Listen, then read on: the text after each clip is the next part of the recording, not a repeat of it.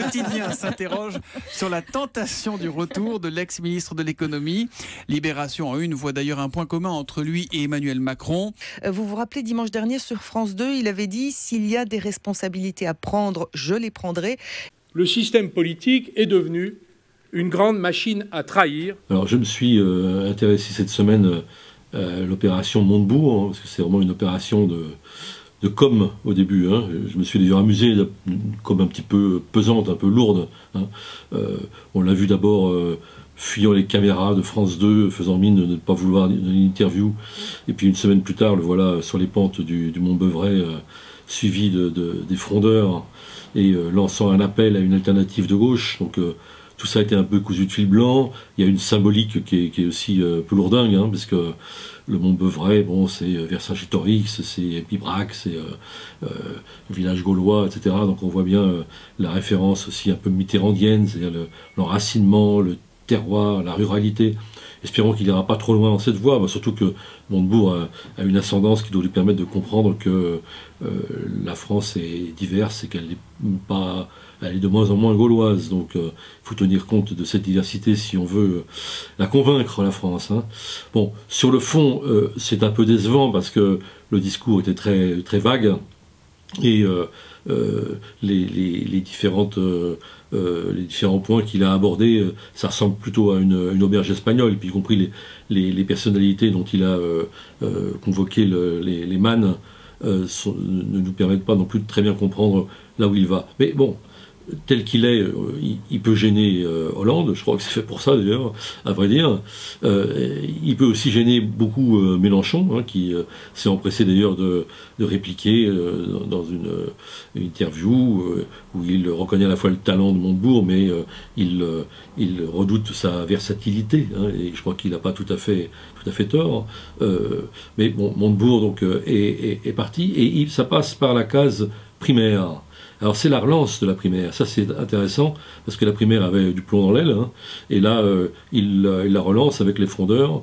Il faudrait savoir de quelle primaire il s'agit, parce que c'est un exercice très risqué, si jamais il advenait que ce soit une compétition avec Valls, Hollande ou Macron, etc., il faut supposer aussi que Montebourg ou d'autres peuvent être défaits par ces gens-là, avec l'effet médiatique, etc. Ils peuvent se retrouver colleurs d'affiches de ceux-là même qu'ils critiquent véhémentement aujourd'hui. Donc c'est un gros risque que Mélenchon a refusé de prendre, d'ailleurs, c'est assez cohérent. Et derrière ça, il y a une vraie question qui se pose. C'est-à-dire que si on fait une primaire avec Hollande, Valls, Macron, c'est qu'on imagine que bon an, mal an, on est toujours un peu dans la même gauche, avec des divergences plus ou moins graves, que la loi El Khomri a des gros défauts, mais enfin qu'elle ne contredit pas, disons, les principes historiques de la gauche sociale.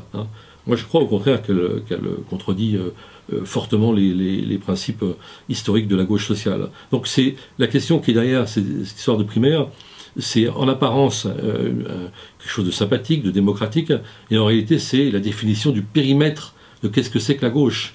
Est-ce que Valls en fait encore partie? En a-t-il jamais fait partie, etc. Ce sont ces questions-là qui se posent, si on veut mener la compétition avec ces concurrents-là. Donc toutes ces questions sont posées, avec une inconnue qui est très très lourde, et à laquelle ni Montebourg, ni Mélenchon, ni personne ne peuvent rien, c'est le climat social qui s'alourdit lui, de plus en plus, avec une sorte de convergence des luttes, il faut bien appeler ça par son nom, c'est-à-dire des luttes catégorielles qui s'accumulent, parce que l'inconvénient ou l'avantage, je ne sais pas, de la loi El Khomri, c'est qu'elle menace tout le monde, elle menace pratiquement tous les salariés. Donc toutes les catégories professionnelles ont à un moment donné intérêt à rentrer dans la lutte, et c'est peut-être ce à quoi on assiste. Et puis comme en plus François Hollande joue les bravaches en déclarant qu'il ne cédera jamais, et puis contre toute évidence en affirmant qu'il y a eu consultation, concertation, enfin bref, presque un trop-plein de démocratie, ça ressemble quand même un petit peu à un défi, disons, au bon sens et puis à l'opinion publique. Donc on en est là avec beaucoup d'inconnus, et l'opération Montebourg est loin d'être gagnée. Il faudra qu'il précise en particulier, disons, son programme sur les questions écologiques, parce qu'il ne passe pas pour un écolo de première bourre. Il était pour le gaz de schiste, il est pour le nucléaire. A-t-il changé? C'est une des questions qui lui sera posée et à laquelle il faut qu'il réponde assez rapidement. Par ailleurs, nous avons cette semaine dans le journal une grande enquête exceptionnelle sur la signature d'Erwan Manac et de Nadia Sweeney, qui rentre un peu dans le système Free et en fait une critique d'une mécanique qui était absolument odieuse, de management et de licenciements abusifs, de plans orchestrés contre les salariés. Enfin, je crois que c'est un travail tout à fait remarquable et qui finalement n'est pas très éloigné non plus de l'histoire de la loi El Khomri, parce que on voit très bien dans ce genre d'entreprise qu'est-ce que c'est qu'un rapport de force entre des salariés et un management implacable, et qu'est-ce qui se passerait si la loi El Khomri étendait un peu partout en démantelant le code du travail, le principe, disons, qui est déjà assez largement en vigueur dans ce genre de groupe.